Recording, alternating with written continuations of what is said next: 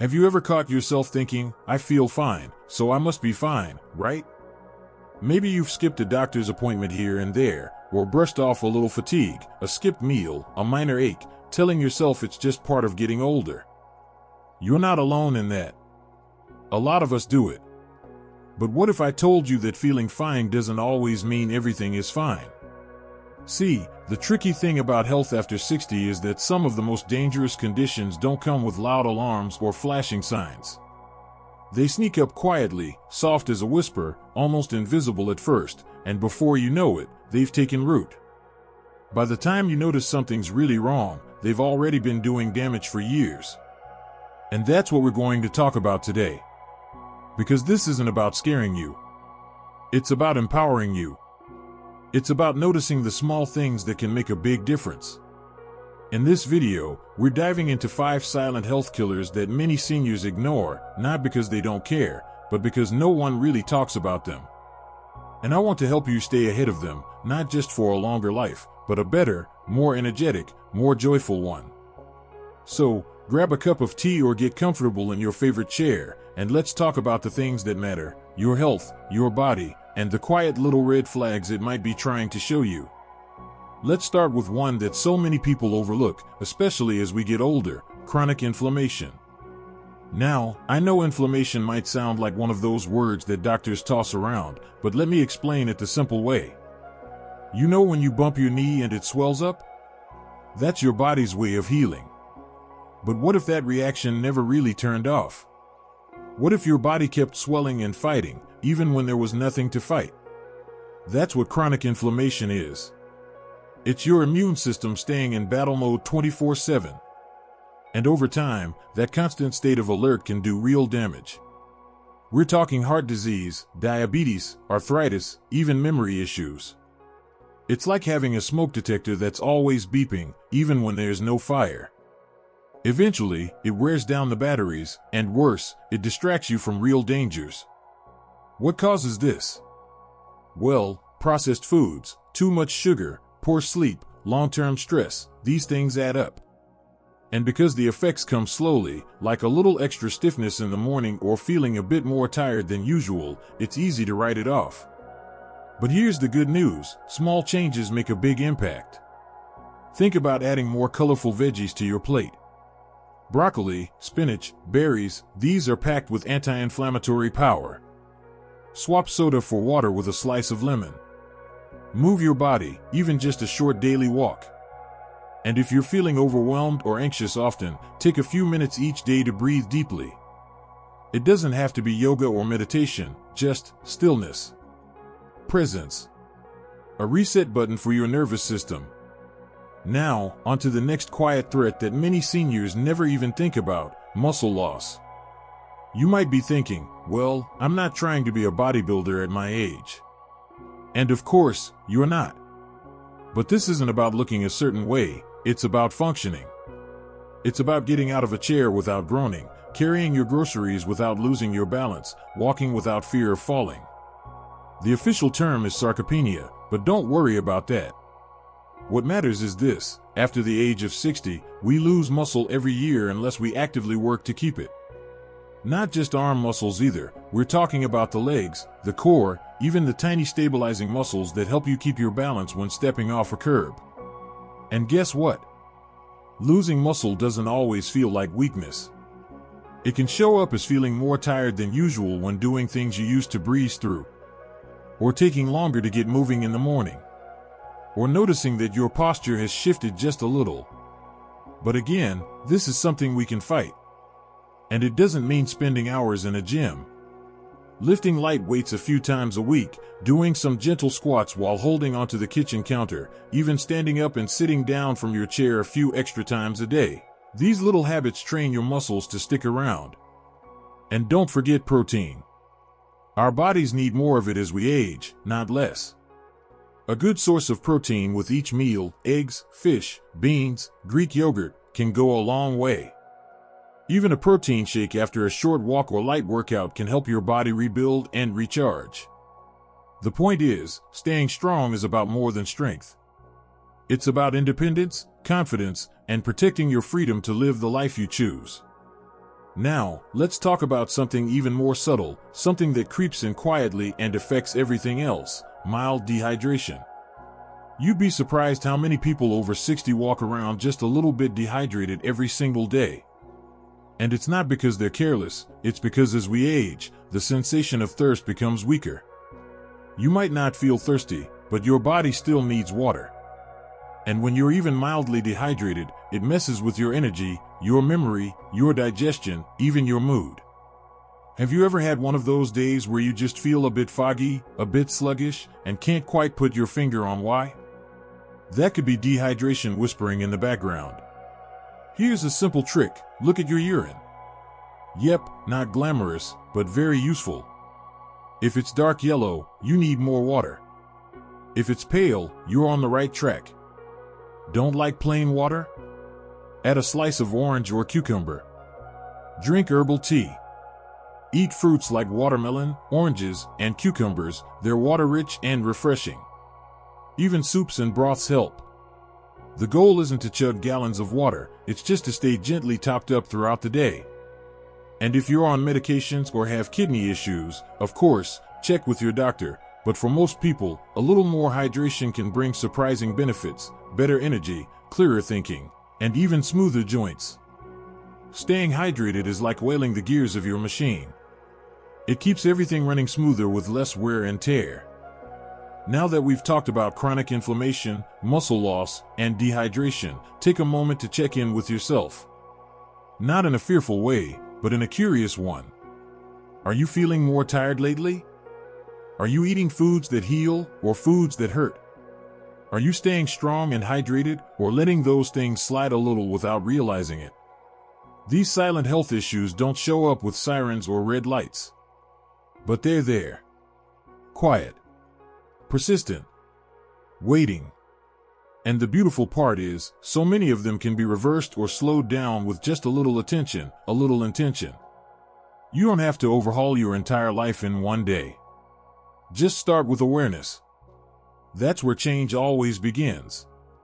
Now that we've laid the groundwork and taken a closer look at those early, quiet signals, let's keep going. Because there are still more of these hidden culprits to uncover, and one of them might just be something that's affecting you, without you even knowing it. You know, it's funny how we spend most of our younger years worrying about the big, loud problems: broken bones, high fevers, that sudden pain that sends us rushing to the doctor. But as we get older, the most dangerous issues are often the ones that don't make much noise at all. They don't come with a bang. They come with a whisper. A nudge. A little off day that becomes the new normal. So let's keep peeling back the layers. Because the next silent health threat I want to talk about is one that so many people overlook: poor sleep quality. Now, I'm not just talking about having trouble falling asleep or waking up in the night, although that's a part of it. What I mean is the quality of your sleep. How deeply you rest. How well your body and brain recover while you're out cold. Because here's the truth: sleep is not just rest, it's repair. While you're sleeping, your brain is cleaning itself out, sorting your memories, and restoring your energy. Your body is repairing tissues, balancing hormones, and even working to protect your immune system. And if you're not getting good, deep sleep, especially in your later years, those things start to fall apart, little by little. It might show up as forgetfulness, irritability, waking up already tired, that mid-morning crash where you feel like you need a nap, even if you've been in bed for 8 hours. The problem is, our sleep patterns change with age. Melatonin production drops. Our bodies become more sensitive to disruptions: light, noise, even room temperature. Sometimes medications interfere. And unfortunately, a lot of people think this is just part of getting older. I guess I just don't sleep well anymore. But here's the secret: it can get better. Start simple. Take a look at your sleep environment. Is your bedroom cool, dark, and quiet? If you're using your phone or watching TV right before bed, try switching to a book or calming music instead. That blue light from screens tells your brain it's daytime, even if it's midnight. Then, try to stick to a sleep schedule. Go to bed and wake up at the same time, even on weekends. Your body loves routine. And as much as it sounds small, getting a little morning sunlight, just 10 or 15 minutes outside, can help reset your internal clock so you sleep better at night. If falling asleep is the issue, a calming bedtime routine can work wonders.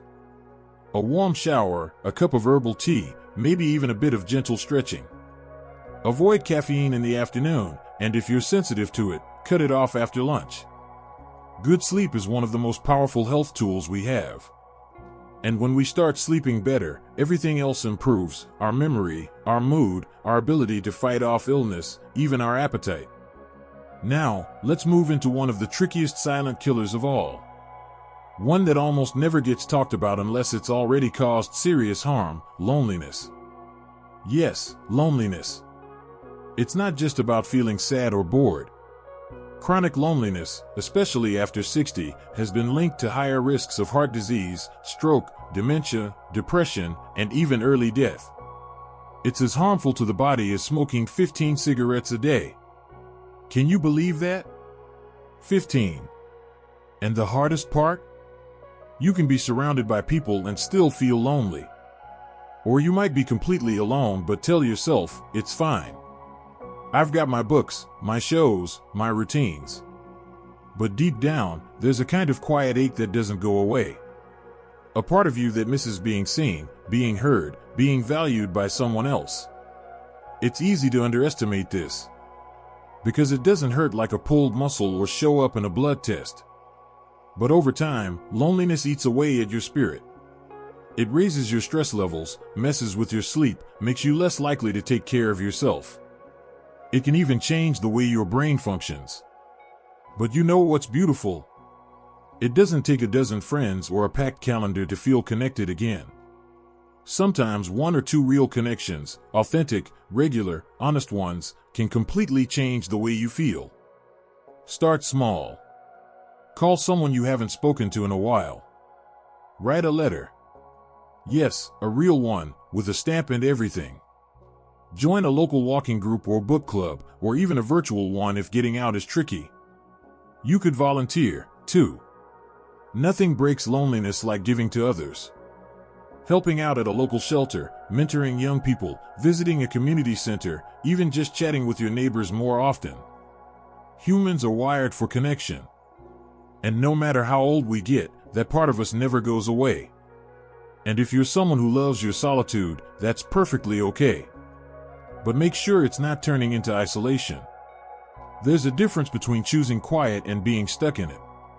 And if it has been a while since you connected with someone, maybe today's the day you take that first little step back toward warmth. Now, as we're talking about these things, poor sleep, loneliness, muscle loss, inflammation, they might seem separate. But they're actually deeply connected. One affects the other, and together they create either a cycle of wellness or a spiral of decline. Think about it. You're lonely, so you don't sleep well. You don't sleep well, so your energy dips. Your energy dips, so you skip your walk, eat something quick and sugary, and maybe forget your water. That triggers inflammation, muscle loss, dehydration. And before you know it, you feel 10 years older than you are. But here's the beautiful part: you can reverse the spiral. You really can. One good night's sleep leads to better choices the next day. A short walk lifts your mood and helps you rest better that night. A phone call with a friend eases your heart and motivates you to take care of your body. It's all connected. And you have the power to choose what direction you go in. Not with big, overwhelming plans, but with small, meaningful steps. So as we continue this conversation, keep checking in with yourself. Not with blame or guilt, but with curiosity and care. How are you really doing? Is your sleep nourishing you? Are you feeling connected to others? Are your habits helping or hurting? Because the real secret to aging well isn't found in some magic pill or trendy diet, it's in the awareness. The quiet, loving attention you give yourself each day. That's where health lives. That's where vitality begins. Let's keep going. We've covered some of the most hidden but powerful challenges already, and there's still one more to look at that many people miss entirely. It might be affecting you right now without you realizing it. So we've talked about inflammation, muscle loss, dehydration, poor sleep, and loneliness. And as we've seen, these aren't dramatic, flashing red light emergencies. They're slow and subtle. They creep in like fog, barely noticeable at first, but powerful enough to change your life over time if they're ignored. And now, let's talk about the fifth and final silent health killer, one that's probably been quietly working in the background for years without getting the attention it deserves: blood sugar imbalance. You don't have to be diabetic for your blood sugar to be doing damage. That's one of the biggest misconceptions out there. A lot of people think, well, my doctor hasn't said anything, so I must be fine. But here's the thing, even if your numbers are just slightly off, even if they're in that pre-diabetic or borderline zone, it can still affect your energy, your brain, your heart, and even how well you sleep or heal. Have you ever felt that crash in the afternoon where you suddenly feel tired, irritable, or like you need something sweet? Or maybe you find yourself waking up in the middle of the night for no reason, or feeling foggy after a carb-heavy meal. That's blood sugar talking. It's your body saying, something's not quite right here. As we age, our bodies don't process sugar the way they used to. Even healthy people can become more sensitive to carbohydrates.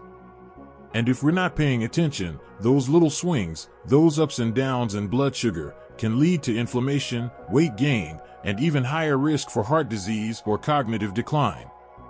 But here's the encouraging part: you have so much power to steady the ship. It doesn't mean cutting out every bit of sugar or never enjoying your favorite foods again. It means being smart about the balance. Pairing your carbs with protein or healthy fats. Choosing whole, real foods when you can.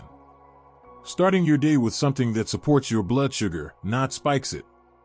So instead of toast with jam or sugary cereal, try something like eggs with avocado, Greek yogurt with berries, or even oatmeal with some nuts and cinnamon. It helps your body stay steady, and that means fewer crashes, more energy, and better focus. And don't underestimate the power of movement. Just a short walk after a meal, even 10 or 15 minutes, can help your body use up the sugar in your bloodstream and avoid those big spikes. You don't need to break a sweat. Just move. Let your body do what it was made to do. Also, if you haven't checked your blood sugar in a while, it might be worth asking your doctor for a simple test. Knowledge is power. And when you understand your numbers, you can take the right steps without the guesswork. So, now we've talked about 5 of these silent killers. And yes, they're serious. But they're also incredibly manageable. What matters most isn't just knowing they exist, it's noticing the little signs your body is giving you, and then responding with compassion and care, not fear. That's the key. Because the truth is, it's never too late. Never too late to feel better, move better, sleep better, live better. And you don't have to do everything at once. You don't have to be perfect. Maybe today you go for that short walk after dinner. Maybe tomorrow you make your breakfast just a little more balanced. Maybe you finally pick up the phone and call a friend you've been missing. Or maybe you just drink that extra glass of water and stretch for 5 minutes before bed. Tiny steps. Big difference. And here's what I really want you to hear: you're not fragile. You are resilient. Stronger than you know. And your body, even if it's a little slower, a little stiffer, a little more tired than it used to be, it's still yours. It still listens to what you do, every single day. And that means there's always hope. Always time. Always a reason to try again. So be gentle with yourself. But don't ignore those whispers anymore. That tightness in your joints, that extra nap you didn't used to need, that heavy feeling after meals or the restless nights, those are your body's way of saying, hey, let's work together. I'm still here. Help me out. You don't need a fancy plan or a perfect routine. Just awareness. Just consistency. Just love for yourself, your health, and your future. If any part of this resonated with you, I want to hear about it. What small change are you thinking about making? What's one thing your body's been trying to tell you lately? Leave a comment down below. Share your story. You never know who might be inspired by it. And if this video gave you something to think about, hit that like button and subscribe to the channel. We're building a community here, one that believes in aging with strength, with purpose, and with joy. You deserve to feel good in your body. You deserve clarity, energy, and peace. You deserve days filled with lightness and laughter, not just aches and worries. So here's to your health, to your awareness, to your strength. And most of all, here's to living your best life at any age. You've got this.